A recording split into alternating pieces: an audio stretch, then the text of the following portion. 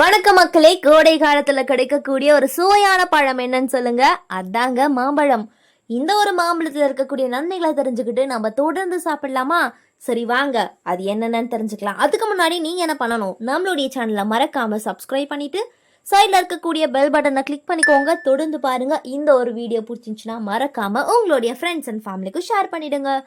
மாம்பழத்தோடைய நன்மைகளை சொல்லிக்கிட்டே போகலாம். இதில் வைட்டமின், தாதுக்கள், ஆன்டி ஆக்சிடென்ட்கள், இந்த மாதிரி நிறைய ஊட்டச்சத்துக்கள் நிறைஞ்சிருக்கு அப்படின்னு சொல்கிறாங்க. இது செரிமானத்திற்கு உதவுது. அதுக்கப்புறம் நிறைய நன்மைகளை சொல்கிறாங்க. ஒன்று ஒன்றா நான் சொல்ல போகிற முதல் விஷயம், நான் சொன்ன மாதிரி செரிமானத்திற்கு நல்லது.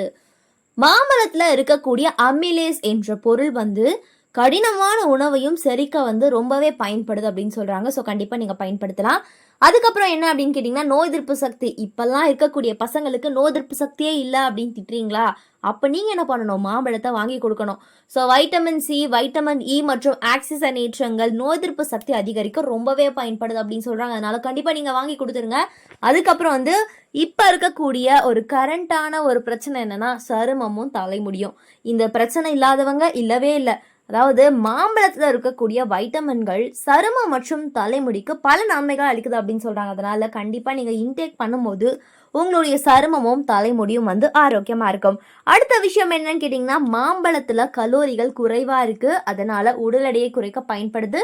ஸோ குறைவாக இருக்குன்னு சொல்லிட்டு நம்ம அதிகமாக எடுத்துக்கிட்டால் அது நம்மளுடைய உடல் எடையை அதிகரிச்சிடும் அப்படின்னு சொல்ல வராங்க. ஸோ மெக்னீஷியம், பொட்டாசியம், இந்த மாதிரி நிறைய நன்மைகள் இருக்கிறதுனால இது உங்களுடைய உடலை ஆரோக்கியமாகவும் இதயம் ஆரோக்கியமாகவும் வச்சுக்க ரொம்பவே பயன்படுது. எனவே மக்களே, தினமும் மாம்பழத்தை எடுத்துக்கோங்க. கோடை காலத்தில் மட்டும்தான் கிடைக்கும். அப்பயாவது நம்ம எடுத்துக்க ட்ரை பண்ணோம். இது போன்ற நிறைய விஷயங்களை தொடர்ந்து பார்க்கணும் அப்படின்னு சொன்னால் மறக்காமல் சப்ஸ்கிரைப் பண்ணிவிட்டு இந்த ஒரு வீடியோ பிடிச்சிருந்துச்சுன்னா மறக்காமல் லைக் பண்ணிவிடுங்க மக்களே. நன்றி.